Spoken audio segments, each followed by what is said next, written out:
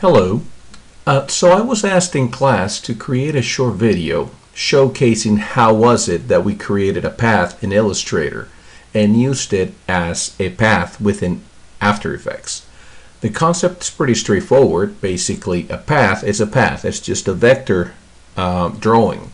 And as such, it follows the same principle across all types of software within the Adobe ecosystem.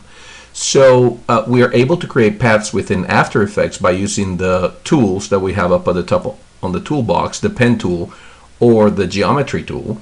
And with this shapes tool, we can create either geometry shapes such as rectangles, and as you can see on the drop down, you have different options for them, or you can draw your own paths by using the pen tool.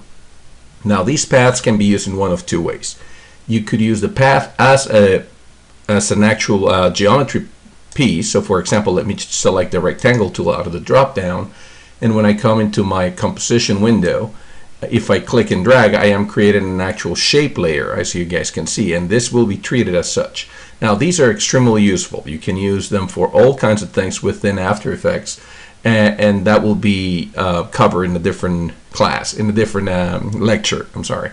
Now we could either do that, or we could draw our own with the pen tool. So if I select the pen tool and I click and drag, I start defining a shape, which will follow whatever format I give it based on the drawing that I'm trying to create.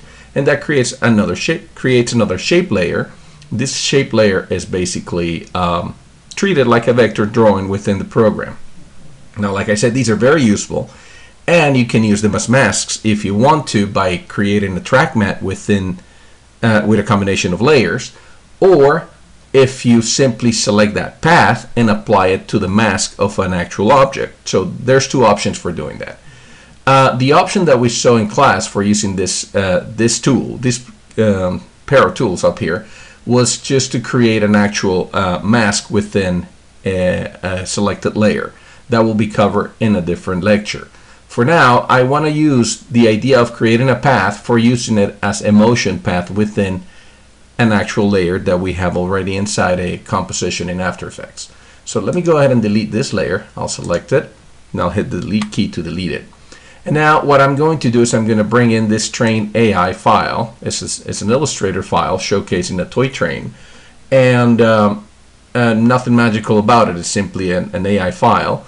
What I'm going to do is I am going to apply a motion path to this layer, and in order to do that, I would need to go to Illustrator and create the path, or I could use a path that I've created in a separate layer in After Effects, one of those shape layers, and I would have to paste it into the property that I'm trying to change. So in this case, what I'm going to start with is with the train layer selected. I am going to press the S key on the keyboard to call its scale value, and I am going to reduce the scale value of this to about 30%. So that gives me let's make it 25%. And what I'm going to do next is I'm going to keep the layer selected, and I'm going to press the P shortcut for calling the position property of that particular layer. I'll select the position property, and then what I'm going to do is I'm going to switch to Illustrator and reveal a path that I had drawn earlier. So this is just a simple vector file, as you can see. Nothing magical on that one, just a drawing that I created in Illustrator. What I'm going to do is I am going to select it now. During class time, I had asked you guys to use the direct selection tool, but I told you that you could also use the selection tool, the regular selection tool, the black arrow, to select the path. As long as you are focused on the property that you're trying to apply this path to, then you should have no problem by using either one of the two tools.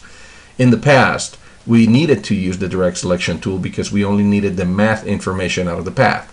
But currently, we could just, with the new versions of the programs, we can go ahead and use their regular selection tool, and it will just work the same. So with the regular selection tool, I'll simply click on the object, and it selects everything, as you can see. And then I'll commit this by copying it into memory. So I'll go copy, and then I'll switch back to After Effects. Now in After Effects, I'll make sure that I have my position property selected in the layer that I want to apply this path into, and then I'll simply paste. I'll go Control V or Apple V on the Mac. So if I go ahead and press Apple V or Control V, the object, the property, I'm sorry, gets that particular path that I just created, and if I scrub my video, the train will follow that motion path. Now by default, this motion path usually renders to about 2 seconds in length, and that was sort of the beginning of the question during class. Someone asked me, what if I want to make this a little longer? I'm going to show you that in just a second. Before I do that, I would like to do a couple of things to this path. As you can see, the path is basically defined on whatever I copied from the Illustrator file. Follows the exact same thing, and it creates a series of keyframes within the path, following the different points that I use to create the path within Illustrator. As you can see, each one of them becomes a keyframe. Now, with that selected, what I'm going to do is, with the object selected, I am going to the Layer drop-down menu, and I am going to reveal its Transform drop-down. Inside the Transform drop-down, at the very bottom, there's an option called Auto Orient. Notice the shortcut, Apple Control Alt O on the PC, which would be Apple Option O on the Mac. And if I click on that, I have the option to open up auto orientation for the layer. What that does is it basically will follow the shape of the layer. The shape of the path that I have applied to the property. So if I click auto orient along the path and I click OK, my object should start turning and following the path as if it was actually drawn in that way.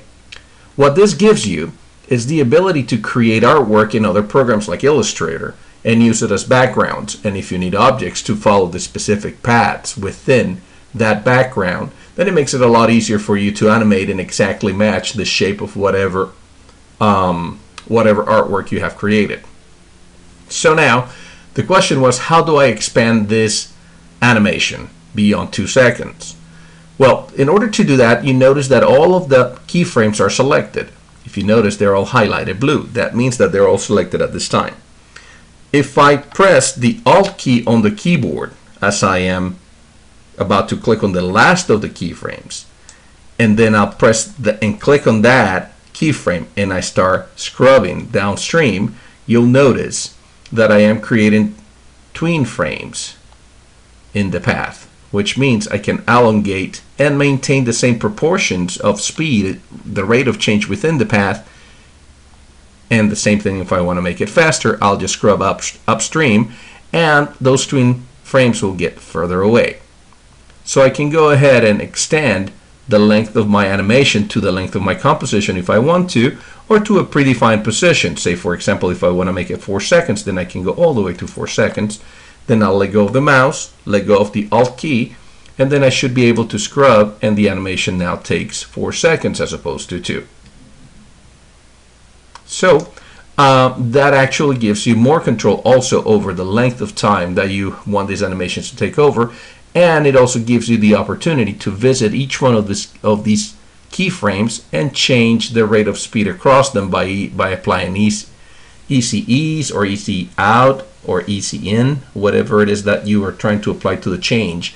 Say, for example, if the train is decelerating as it goes up and it's accelerating as it goes down the hill, then that you have more control over that by expanding and changing the speed in between them.